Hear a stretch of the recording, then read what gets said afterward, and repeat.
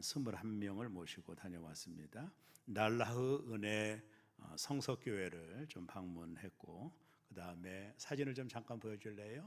참빛교회를 방문했고, 큰영광교회를 방문했습니다. 4명의 선교사님들에게 위로금을 주고 또 격려하고 또 그들과 함께하는 시간을 가졌어요.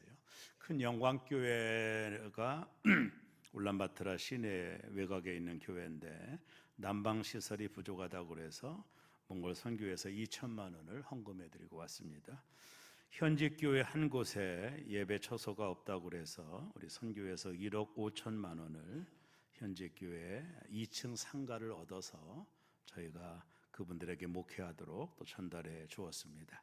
한 주간 동안 기도해 주신 여러분들에게 감사드립니다. 자, 옆에 계신 분들하고 한번 인사합니다. 잘 오셨습니다. 중학교 때부터 이런 얘기 들었던 것 같아요. 카타르시스가 있다, 이런 얘기 여러분들도 아마 아실 겁니다. 이 카타르시스라고 하는 말이 본래 고대에 아리스토텔레스가 한 말입니다. 이분이 한 말로 유명한 말이 카타르시스라는 말이에요. 이 카타르시스라는 말의 뜻은 사람이 눈물을 흘리게 되면 마음이 정화가 된다, 이런 뜻이에요. 여러분, 울고 나면 시원하시죠? 아무도 시원하지 않나 보군요. 한바탕 울고 나면 마음이 시원해진 그 내적인 상태를 카타르시스가 있다, 이렇게 표현을 합니다.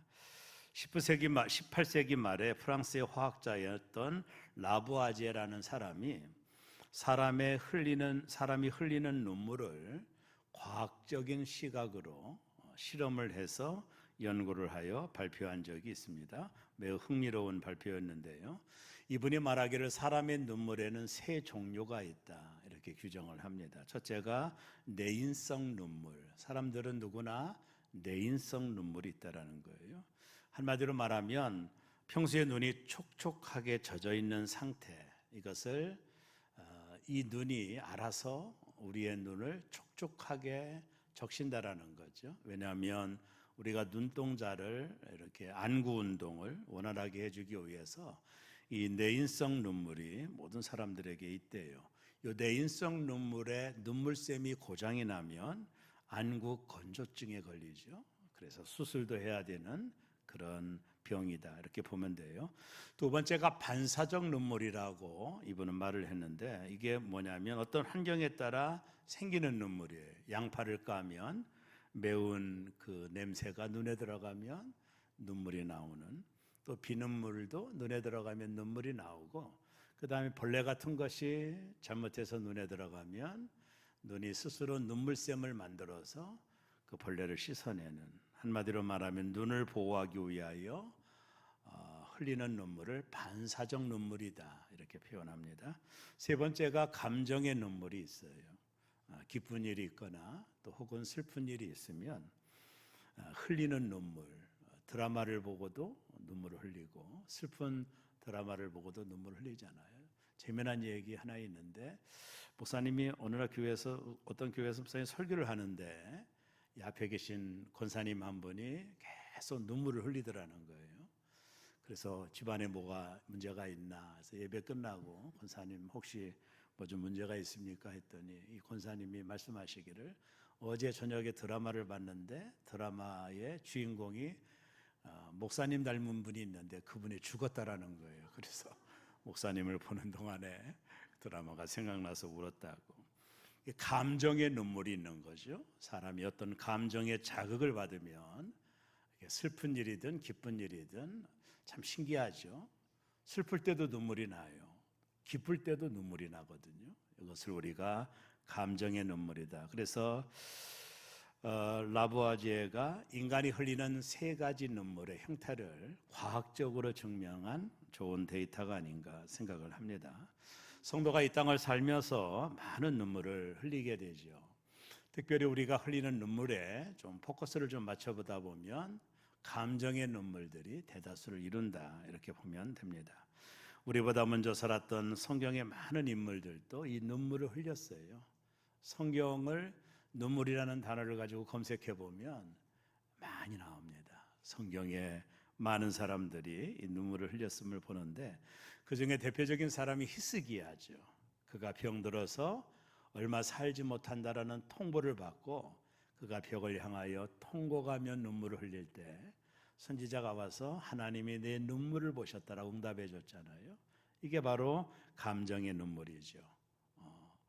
하나님 앞에 흘렸던 감정의 눈물, 그 눈물을 선지자들도 많이 흘린 거예요. 또 예수님도 마귀에 걸려 시달리는 아들을 둔 어떤 아버지의 눈물을 보시고 그 아버지의 그의 아들을 고쳐주셨던 사건도 보면 이 눈물의 임팩트라고, 이 눈물의 영적인 효과가 대단히 많은 거죠. 하나님은 눈물에 약하신 분이에요. 제가 이렇게 정의하기에도 충분합니다. 유명한 설교가였던 스펄전 목사님이 이런 말을 했습니다. 하나님은 성도의 눈물을 채우는 병을 가지고 계시다, 이런 말을 했습니다. 눈물만이 진실하기 때문에 하나님은 성도들이 흘리는 그 눈물을 채우는 병을 가지고 계시다, 이렇게 표현한 거예요. 한참 전에 부산의 수영록 교회를 목회하던 정필도 목사님이 자꾸 하셨지만 그분이 목회자 세미나에서 이런 얘기하더라고요. 목사가 강단에서 강단을 눈물로 채워야 교회는 부흥한다, 이런 유명한 말을 했던 기억이 납니다. 우리가 이 땅을 사는 동안에 우리가 흘리는 눈물에도 하나님이 반응하시지만 우리가 이 땅을 떠나 저 천국에 갔을 때 하나님이 어떻게 하시는지 아세요? 계시록 21장 4절에 보면 모든 눈물을 그 눈에서 닦아주시니 이랬습니다. 저와 여러분들이 하나님 나라에 가셨을 때 하나님께서 모든 눈물을, 이 땅에 살면서 흘렸던 모든 눈물을 하나님이 닦아주신다 약속하셨습니다. 오늘 이 자리에 예배하는 여러분은 어떤 눈물을 흘리고 계신가요? 상처 때문에 혹은 눈물을 흘리시나요? 아니면 건강이 좀 약해지셔서 눈물을 흘리시나요? 또 외로움 때문에 눈물을 흘리시나요? 여러분 어떤 눈물을 흘리고 계십니까?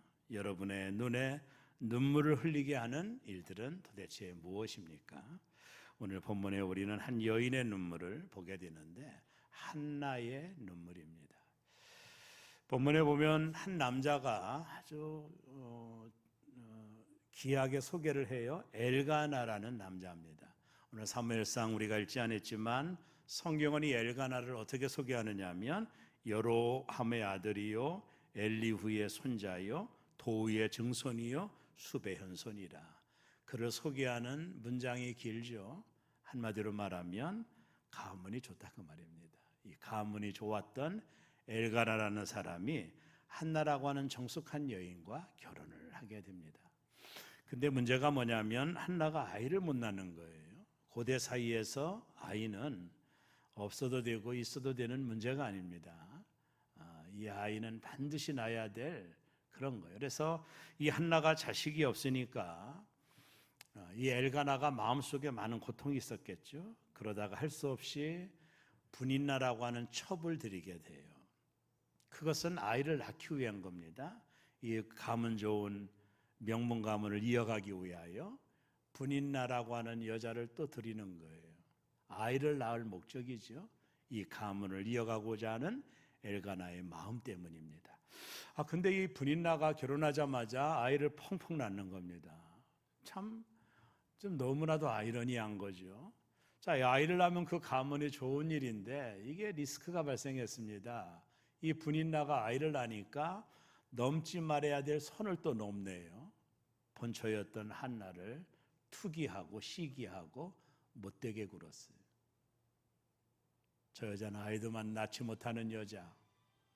저렇게 음악이 나올 때마다 계속해서 푸시를 했어요. 분인나는 아이를 펑펑 낳는데 한나는 아이를 낳지 못하니까 누가 핸드폰을 앞에 놓고 갔나 보군요. 우리 아이들인가 봐요. 그러니까 분인나가 한나를 자꾸 투기하는 거예요. 본처가 아이를 낳지 못하니까 투기. 또 투기했던 이유가 뭐냐면 엘가나가 한나만을 사랑했거든요. 분인나는 가문을 잇기 위하여 얻은 여인이니까 암체도 엘가나는 첫째 부인이었던 한나를 너무나도 사랑하는 거예요. 사랑하면 사랑할수록 이 분인나의 투기가 발동을 하는 거예요. 나는 어차피 사랑받지도 못하는 여자, 남편의 사랑도 없는 여자, 근데 내가 아이를 낳았어. 어떤데? 하면서 한나를 투기하고 한나를 어렵게 한 거예요. 한나가 너무나도 고통스러운 거예요, 실은요. 누구에게 말할 수도 없는 고통이 그에게 찾아왔죠. 결국에 한나는 자신의 고통의 문제를 가지고 하나님 앞에 나가 통곡하며 기도합니다. 그것이 오늘 우리가 읽은 본문의 내용입니다. 근데 하나님은 그 한나의 눈물의 기도를 들으셨어요. 통곡의 기도를 들으시고 한나에게 그 거룩한 아들 사무엘을 허락해 주시죠. 그리고 이스라엘의 기초를 그를 통해 세우게 하고 결국에 하나님은 한나의 눈물을 통해 놀라운 일을 행해 주신 거예요. 한나의 눈물을 통해 우리가 배워야 될 몇 가지 레슨이 있는데 한 3가지 정도 말씀을 나누려고 합니다. 첫째는요, 자신의 문제를 하나님께 가지고 갔다라는 거예요. 저는 이 포인트가 대단히 중요하다라고 봅니다. 우리가 이 땅을 사는 동안에 고통을 당할 때 하나님 앞에 이 문제를 가지고 가는 거예요.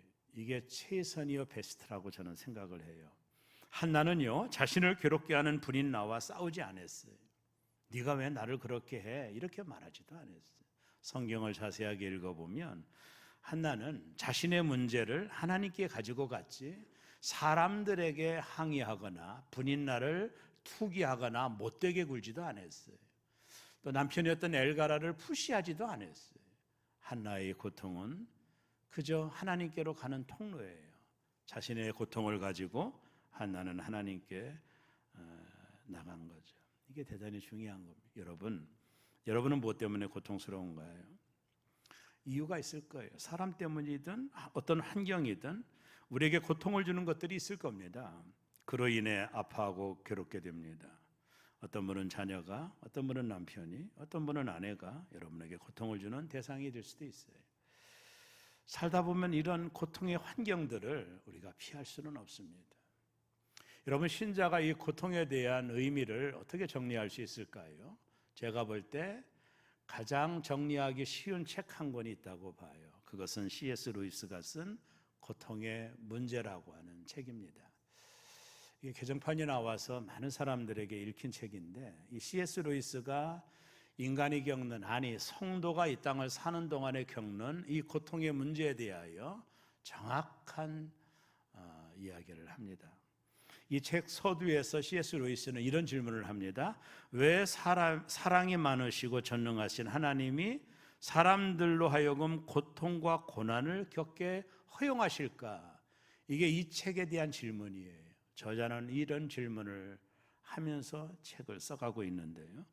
왜 사랑이 너무나도 많으신 하나님이, 더군다나 전능하신 하나님이 왜 성도들로 하여금 고통과 고난을 겪도록 허용하실까? 이것이 이 책의 질문이요 주제였습니다. 이 책에 보면 인간이 겪는 고통은 2가지 패턴이 있다는 것을 이야기합니다. 그 중에 하나가 인간의 자유의지라는 거예요. 저자는 이 부분을 많이 강조합니다. 인간의 자유의지. 2번째는 자연 법칙. 이 2가지로 고통의 문제를 해석을 해요. 자, 인간의 자유의지라는 게 뭐냐면 모든 사람들에게 하나님이 자유의지를 준 거예요. 행동할 수 있는 자유, 어떤 것을 결정할 수 있는 자유를 주신 거죠.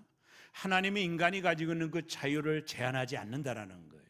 만약에 하나님이 인간이 가지고 있는 자유를 제한한다면 인간은 자립적, 독립적 객체가 아니라 로봇에 불과한 거죠. 그래서 하나님은 인간의 그 어떠한 자유의지도 제한하지 않는 거예요. 그래서 이 땅에 고통이 있는 거예요. 여러분, 속 썩이는 남편을 만나면 고통받는 겁니다. 하나님이 허락한 게 아니에요. 고통을 남편으로부터 받는다면 그런 남편을 만난 게 문제예요, 실은요. 그걸 하나님이 그렇게 하도록 하셨나요? 하나님이 남편을 제한합니까? 고통 붙조도록? 그럼 남편이 로봇인가요? 인간이 가지고 있는 모든 자유의지의 이 바운다리 안에 우리가 이 땅을 사는 거예요. 그래서 어떤 때는 고통을 아니 못된 사람 만나면 고통 당하는 거죠. 하나님이 그렇게 하셨나요? 그런 게 아니에요. 아주 못된 사람 만나면 고통 당할 수밖에 없는 겁니다. 하나님이 허락하신 게 아니에요. 인간이 보편적으로 가지고 있는 자유의지의 발동으로 인한 결과거든요. 저는 목회자니까 얘기할 수 있는 건 그것밖에 없잖아요. 저도 목회 현장에 보면 좀 부정적인 사람들을 만나고 어디든 가든지 있더라고요. 그건 내가 원한 건가요? 근데 가끔 그런 사람 때문에 고통스럽거든요. 모든 게 부정적이니까 좋게 볼 수도 있는데 그건 내가 원한 게 아니에요. 내가 바란 것도 아니고 그냥 그런 사람을 만난 것뿐입니다. 목회하다 보면 그걸 내가 어떻게 해결할 수 있나요? 이게 모든 사람이 가지고 있는 인간의 자유의지가 이 바운다리 안에서 우리가 살아가기 때문에 못된 사람 만나면 고통을 당하는 겁니다. 그걸 내가 피할 수가 없는 거예요. 내가 선택한 것도 아니고 내가 원한 것도 아니지만 이 자유의지라는 바운다리 안에서 내가 살아가기 때문에 내가 못된 사람을 만나면 그 사람 때문에 고통을 겪는 거 어쩔 수 없는 거예요. 하나님은 그 자유의지를 제한하지 않는다라는 거죠. 이게 루이스가 말한 고통의 첫 번째 백그라운드고요. 두 번째는 자연법칙이라는 거예요. 사람 누구나 고통도 겪고 좋은 일도 오고 지난주 설교했듯이 기쁜 일도 오는 거예요. 이게 하나님이 허락한 자연법칙입니다. 늘 좋은 때만 있나요? 고통을 당할 때도 있죠. 인간이 이 땅을 사는 동안에 피할 수 없는 본분이기도 하죠. 이게 자연법칙. 이 두 가지 바운다리 안에서 인간은 고통을 당하는 거예요. 하나님은 당신의 전능하심을 가지고 인간의 자유의지를 통솔하거나 제한하지 않아요. 그래서 이 땅을 사는 동안 인간은 고통을 겪을 수밖에 없는 거예요. 그는 고통의 유무 자체가 고통이 있고 없고가 하나님의 사랑의 유무를 결정하는 것은 잘못된 주장이라는 거예요. 이 책의 논지가 그겁니다. 내가 고통을 겪으니까 하나님 나를 사랑하지 않나 봐. 이렇게 접근하지 말라는 거예요. 고통 자체가 하나님의 사랑이 있고 없고를 판단할 수 있는 결정이 아니라는 거예요. 이 C.S. 루이스가 이 책의 결론에 아주 중요한 것을 얘기를 합니다. 인간이 당하는 모든 고통을 통해 여전히 하나님은 당신의 뜻을 이루어 간다라는 거. 이게 포인트입니다. 이 책의 포인트입니다. 우리가 겪는 여러분 요셉 보세요. 그 배달은 아주 못된 형제들 만나가지고 고통당하는 거예요. 요셉이 원한 게 아닙니다. 그거는. 그래서 팔려가잖아요. 보디발의 장군의 집에 갔어요. 못된 보디발의 아내 때문에 감옥에 갇히잖아요. 요셉이 원한 게 아니에요. 그거는요. 하나님이 제한한 게 아니에요. 그냥 인간의 자유의지대로 그냥 흘러가는 거예요. 근데 중요한 건 뭐냐면 그 배후에 요셉이 당하는 모든 고통을 통해 여전히 하나님은 요셉을 향한 당신의 뜻을 이루는 것뿐이에요. 우리가 당하는 모든 고통의 위에 유유히 흘러가는 맥락이 있는 게 뭐냐면 하나님의 뜻이 이루어져 가고 있는 거예요. C.S. 루이스가 말한 이 고통의 문제는 인간이 겪는 자유의지, 하나님 이걸 제한하지 않아, 당신의 능력을 가지고 제한하지 않는다라는 거예요. 그리고 이것은 자연법칙이에요. 사람이 고통 겪고 좋은 일이 있고 슬픈 일이 있는 건 자연법칙이에요. 이걸 어길 수는 없는 거예요. 그러나 우리가 당하는 모든 고통과 아픔의 그 상황 위에 여전히 도도하게 흘러가는 하나님의 섭리들이 있는 거예요. 요셉은 그것을 본 거죠.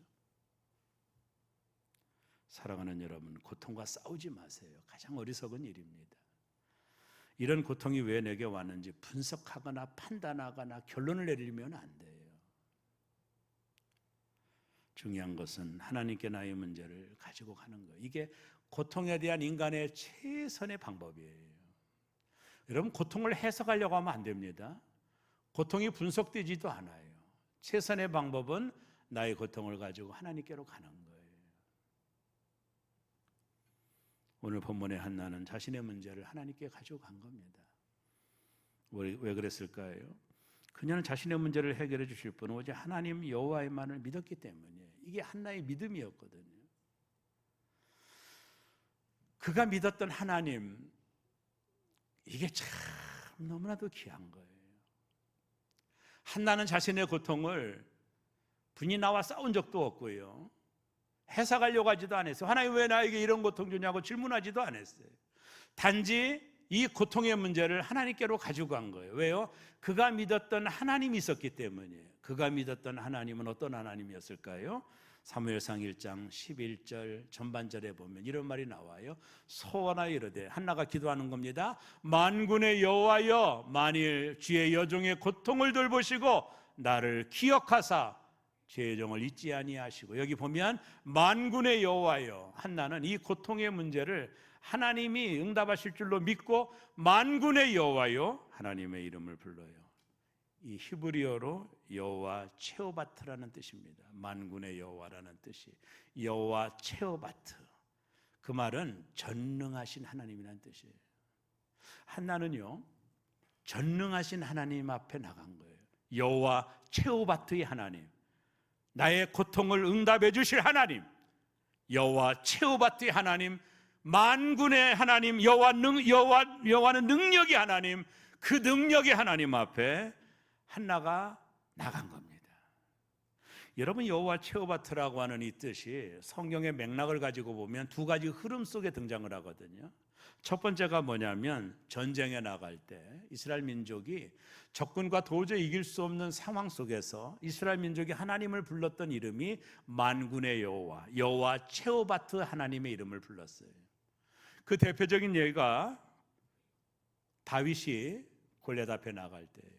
어린 다윗이 전쟁의 히어로 영웅이었던 골리앗 앞에 나갈 때 그가 어떻게 기도한지 아세요? 사무엘상 17장 45절에 보면 이렇게 다윗이 기도합니다. 다윗이 블레셋 사람에게 이르되, 너는 칼과 창과 단창으로 내게 나오거니와 나는 만군의 여호와 이름, 곧 내가 모욕하는 이스라엘 군대의 하나님의 이름으로 내게 나아가노라. 여기 만군의 여호와 이름, 이게 바로 여호와 체오바트, 하나님은 능치 못할 하나님, 나는 그 하나님의 이름으로 내게 나아간다 라며 다윗이 골리앗 앞에 나가는 거예요. 전능하신 하나님의 이름으로 내가 내게 나간다. 전쟁이 어려운 상황, 자신의 실력으로 도저히 이길 수 없는 상황 속에서 하나님의 사람들은 여호와 체오바트의 이름을 불렀어요. 만군의 하나님의 이름을 불렀어요. 두 번째는 오늘 본문에도 나오듯이 삶이 어렵고 고통스럽고 절망스러울 때, 어디에다가 호소할 데가 없을 때 성경에 많은 사람들은 여호와 체오바트의 하나님을 불렀어요.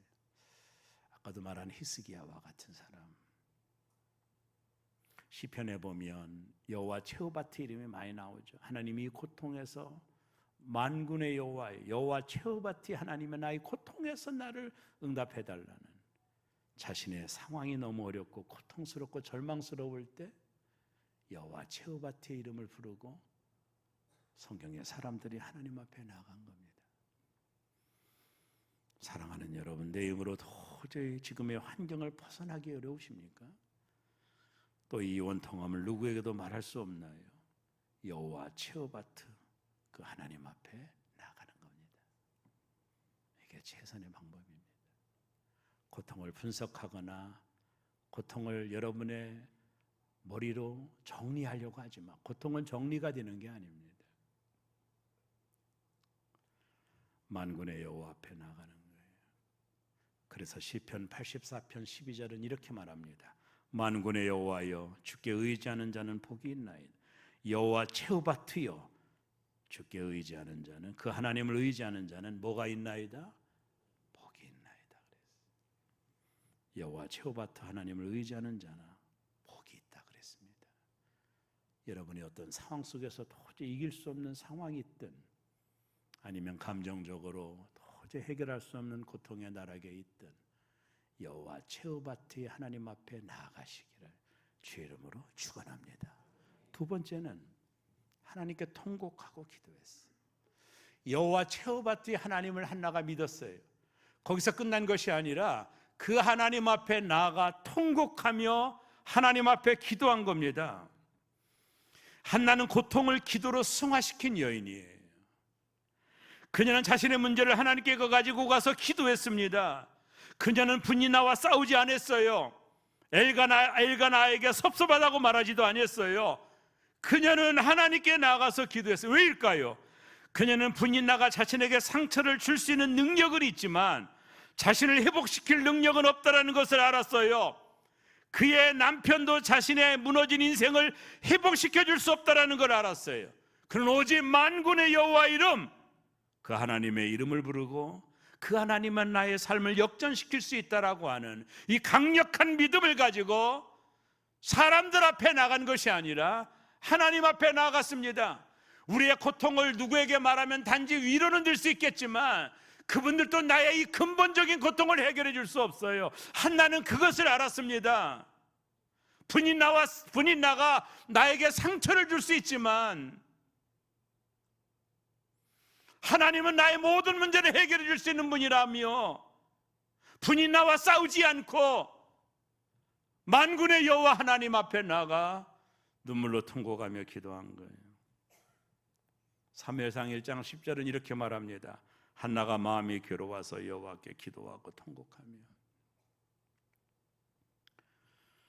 오늘 본문에 우리는 한나의 기도의 모습을 봐요. 여호와께 통곡하며 기도한 거예요.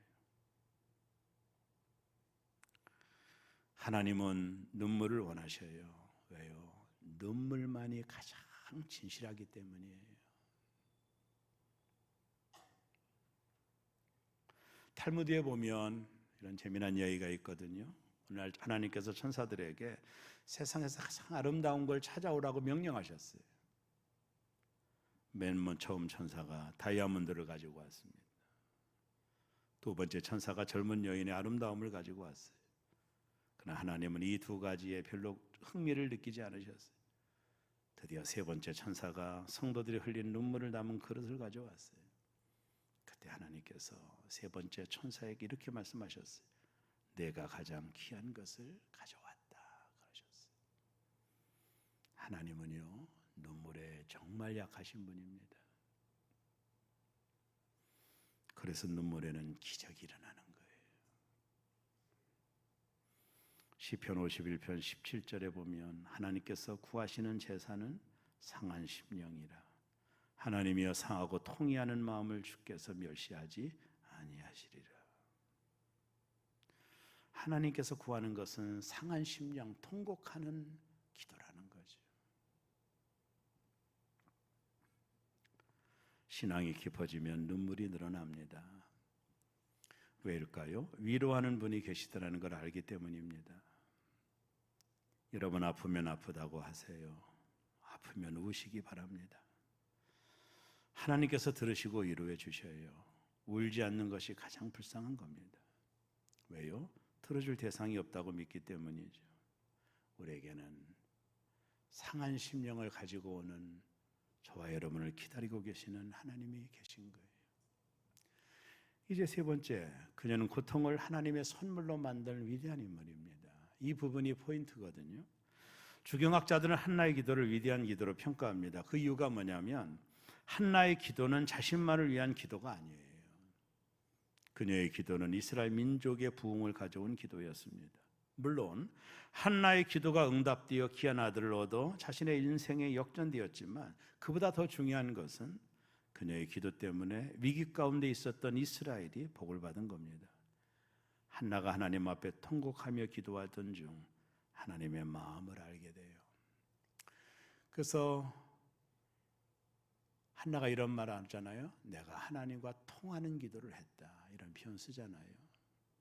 제사장이 술 취했냐고 할 때 말이죠. 하나님 앞에 통곡의 기도를 드릴 때 하나님도 한나에게 통곡하신 거예요. 한나야, 지금 이스라엘이 너같이 불이 많은 상태와 똑같아. 그 당시 자녀들은 성적으로 타락하고 그로 인해 예배가 무너지고 하나님을 멸시받는 시대였어요. 하나님이. 그 당시 이스라엘은 타락의 절정에 있었습니다. 사사기 후반이었으니까요. 그녀는 자신의 부림을 통해 이스라엘 민족의 부림을 본 겁니다. 한나는 이스라엘의 새로운 부흥을 이끌어올 수 있는 새로운 인물이 필요함을 알게 된 거예요. 그 하나님의 마음을 아는 순간에 그가 하나님 앞에 마지막 서원 기도를 올려드립니다. 사무엘상 1장 11절입니다. 소환하여 이르되 만군의 여호와여, 만일 주의 여종의 고통을 돌보시고 나를 기억하사 주의 여종을 잊지 아니하시고 주의 여종에게 아들을 주시면 내가 그의 평생에 그를 여호와께 드리고 삭도를 그의 머리에 대지 아니하겠나이다. 아들 주시면 다 드릴게요 하나님. 그는 아들을 얻는 것이 목적이 아니었어요. 하나님의 마음을 알게 되고 아들을 주시면 그 아들을 드릴 테니 하나님 이스라엘을 회복시켜 달라고 기도했던 겁니다. 한나는 자신의 고통이 오히려 하나님의 선물이 되기를 원했던 거예요. 이게 참 놀라운 일이죠. 결국 한나의 기도로 사무엘이 태어나고 하나님이 찾으셨던 그 한 사람 사무엘을 통해 다윗이 기름 부음을 받고 다윗을 통해 예수 그리스도가 이 땅에 오는 놀라운 축복의 통로가 된 겁니다. 사랑하는 여러분, 고통을 기도로 반응하십시오. 그때 그 고통은 하나님의 선물이 됩니다.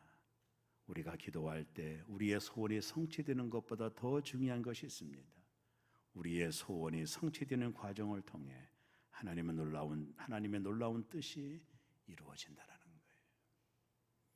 한 여인의 고통의 기도를 사용하셔서 하나님은 더 큰 일을 이루셨어요. 고통이 있을 때 하나님께 나아가 눈물의 기도를 하셔야 됩니다. 이 시대 한나와 같은 절박함이 없는 시대예요. 하나님이 아니면 죽을 것 같은 마음으로 나가야 돼요. 하나님이 도와주지 않으면 내 인생은 끝이란 그런 마음으로 나가 내가 당하는 모든 고통을 하나님께 토하셔야 돼요. 다른 곳에서 울지 마십시오.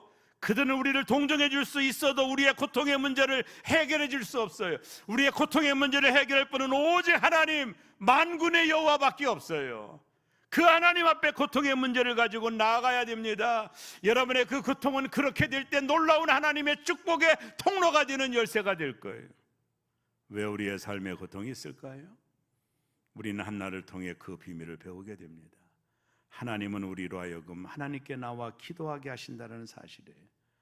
그리고 하나님은 그 고통을 통해 하나님의 역사를 만들어 가신다는 것입니다. 햇빛만 쏟아지는 곳은 사막이 된다는 말이 있습니다. 우리 인생에 인간의 자유의지와 자연적인 법칙으로 고통이 오지만 그런 고통은 오히려 우리의 인생을 사막으로 만들지 않고 아름다운 정으로 만드는 것이 아닐까요?